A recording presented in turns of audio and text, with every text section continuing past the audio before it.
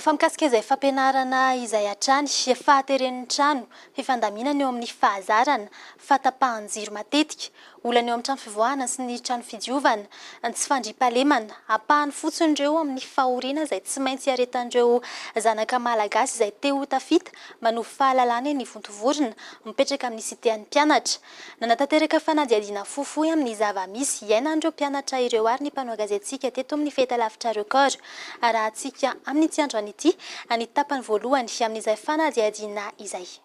Sakevana amin'ny faritra na lavitra ray aman-dreny avokoa ireo mpianatra manohy fahalalana ety amin'ny Université Polytechnique ety Vontovorona.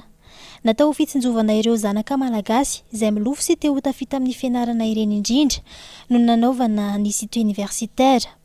Mampalahelo nefa ny zava-misy amin'ny trano fonenan'ny mpianatra ety Vontovorona. Ao anatina fepetra tsy tokony ho azo iainana intsony akory no tsy maintsy amitan'ireo mpianatra ny fianaran'izy ireo.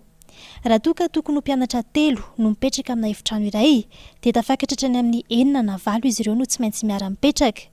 Raha ho an'ny safidy mpianatra première année ao amin'ny filière mine zao ohatra dia eny izy ireo no mipetraka ao amin'ity efitrano iray ity. Ankoatra ny olana eo amin'ny fahateren'ny trano sy ny fahanteran'ny fotodrafitrasa dia anisan'ny goavana ihany koa ny olana eo amin'ny fahatapahan-jiro. Mitantara ny tsy maintsy iainany ity mpianatra ity. Ohatra hoe tetondra latabatra ny ankizy dia sahirana be satria tsy mety raha ohatra hoe latabatra enina fa tsy maintsy latabatra vitsy zany dia lasa rehefa te hianatra ohatra izay dia lasa tsy maintsy mifandimby eo amin'ny latabatra. Misy ny sasany ohatra hoe tsy tia zavatra ohatra hoe mikorotana na hoe zavatra rehefa mianatra izany mba mangina. Ny sasany kosa mety hoe manao devoir mety miantso namana izy mifanampy eo olana vaingana hita foana ety zany ny resaka fahatapahan-jiro dia ny tena marihana mahagaga rehefa amin'ny fotoana rehefa mba mirava iny ny mpianatra amin'iny vao tena tapaka ny jiro dia nefa raha ohatra hoe mirava 1 sasany izay dia miditra 12 sasany tsisy zavatra azonay atokana intsony zany. Vahaolana tokony ataon'ny fitondram-panjakana mba ho fitsinjovana ny mpianatra malagasy ny fananganana bloc vaovao toy ny eny Ankatso ohatra. Hatreto anefa toa tsy misy mijery loatra izay olan'ny mpianatra eny Vontovorona izay.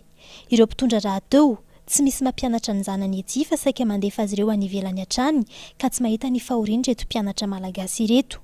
Mbola ampahany ihany moa no notanterina tato anatin'ny fanadihadiana ho arahantsika eto kosa ny toy ny fanadihadiana ho amin'ny rahampitso.